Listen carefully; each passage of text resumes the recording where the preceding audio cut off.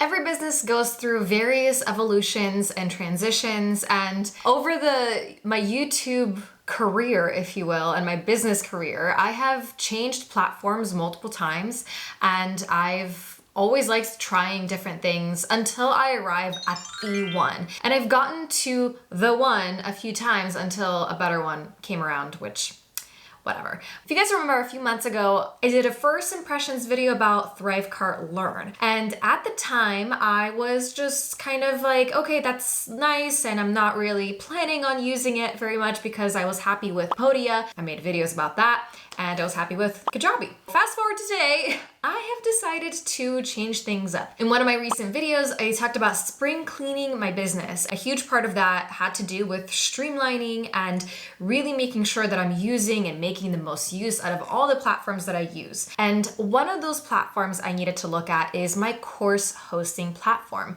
Where am I hosting all of my digital products, my online courses, and various different downloadables and things like that. Now, I am happy with Kajabi. So I do use Kajabi right now for my signature big programs such as Surf to Sell, my Academy program. I'll be using it for my Launch Accelerator and any bigger program that just has a lot in it. I do still believe that it is really well utilized by being Kajabi. Plus, I can create templates for my clients. I can have a lot of things that is really usable for my clients to make their lives easier. So I have no interest in moving away from Kajabi at this moment. However, I have been using Podia, and I haven't been selling a ton of small, low-ticket things, and there's that yearly fee that I have to pay for Podia. Podia is a really accessible option. It is a very low-cost option comparative to most online course hosting platforms out there, I think. Even though it is such a great option, I still have been kind of wondering if I should move to something else. Since then, I've seen a lot of people move to ThriveCart Learn, and I've experienced how some of those platforms look like for them, and I kind of like it. I actually kind of like how it looks. I gotta say, I decided to make the transition myself and just make everything a lot easier. And there's a reason for why I'm making this decision. There's a couple reasons. Number one, I definitely would like to save myself the annual fee for another course hosting platform. So having ThriveCart with ThriveCart Learn is a one-time payment. That's it.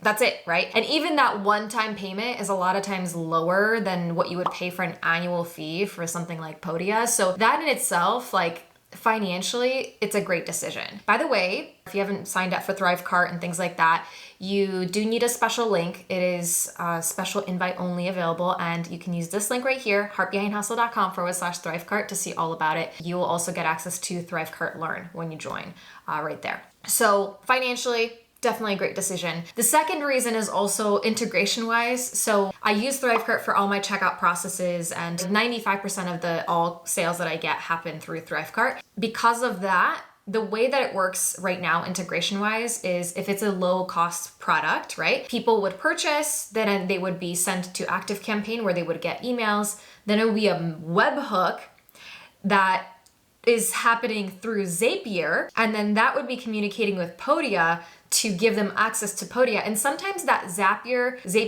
I don't know how you pronounce it, that integration sometimes wouldn't work. Sometimes it would break, and then people would buy and then not get access. And then I would get customer service, emails and, nothing crazy, but I want people who purchase obviously to have as seamless of an experience as possible. And a way to make that possible is by using ThriveCart Learn, because ThriveCart Learn is integrated with ThriveCart, and that's where they're paying. So immediately they get to have access to the course or the digital product right there. It's seamless. And I want the client experience to be seamless. I want the customer experience to be seamless. So that's kind of what happens. And it's cool because as long as you're using the checkout tool within ThriveCart, the thank you page of that checkout tool, on the very bottom, it will have a little link that says access your purchase, and then it will take people to register and create an account, and then they get access to everything immediately. So I have not had a single person since then say that they are they can't find the emails or they can't find the access because everything's right there.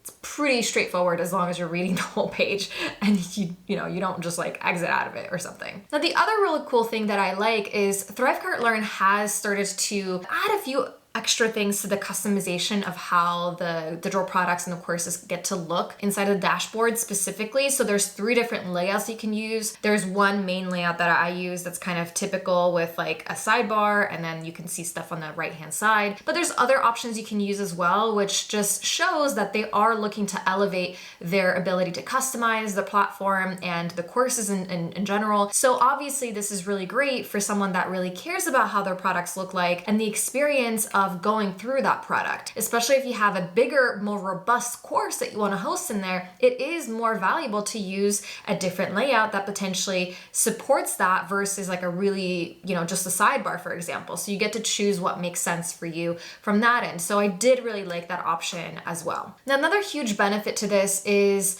the ability to kick people out if they aren't making payments. So this isn't going to be relevant for small digital products or small products and stuff like that, like courses, small courses, or anyone that pays in full. Obviously, I am a huge fan of payment plans. I love having people come and join and pay me monthly for access for something they get to have access to instantly, just because it's easier for people to, spread out their payments over a certain amount of time, and I'm okay with that. And if someone defaults on the payment, it's really cool because within ThriveCart, because it's so seamlessly integrated, you can have people lock access to a product because they haven't made the payment. So especially if you're looking to create memberships, which I am working on creating a new membership site, which I didn't think I would, but I am creating a new membership site. It is coming probably in the next month or 2, something like that. It's going to be called, actually, I'm not going to tell you what it's called. I'm not going to tell you all the details because it's going to be exciting, but I have a membership site coming, which is a monthly fee type of thing. It's ongoing. So if someone stops paying, they should obviously stop getting access. And I want it to be automated. I don't want to have to do it myself. I don't want to have to figure why spend the time when I don't have to. So that's another reason why I wanted to switch, especially for those smaller products, just making it a lot more integrated, seamless, and just easier so that I don't have to work as hard. Because who wants to work hard? I mean, yeah, we can work hard on things that matter, but there's certain things that you don't have to work hard on, so why do it? Now, there are, of course, some things that could be improved within the ThriveCart platform still that I think. Some of the customization for the courses, like the sidebar one that I use, I wish we'd be able to have it look more in the middle, like more centered versus all the way to the left. So that's kind of like a nitpicky thing, I suppose. I didn't see an ability to add comments, so people can't add comments to the platform lessons and things like that, which isn't a huge deal, but I know some of my students and clients do like that option. So unless I missed it, in which case, please tell me in the comments if I missed it. If they do have it, I might have just not seen it, but that's something that is in there. And of course, why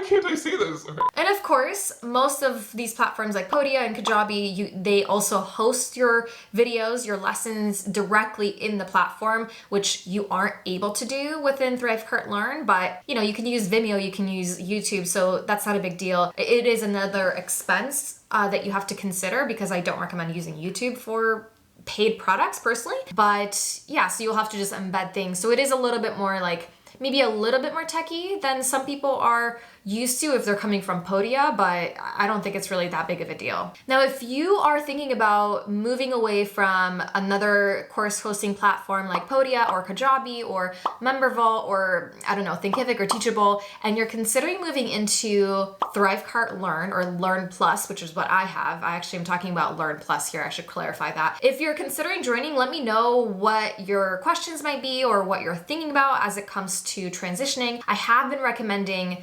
ThriveCart and ThriveCart Learn for most of my clients at this point because it is the most financially smart option, I think, and it does have a lot of features, and they are really working on growing the platform and making it better and better. So I really love seeing that, and yeah, that's what I'm doing. So yeah, let me know if you have any questions, where you're at, what you're using right now, or if you're already using ThriveCart Learn, what your experience has been, because I'd love to connect with you. So with that said, if you want to see more about my spring cleaning, what else I cleaned out in my business, go ahead and click here to see that video next.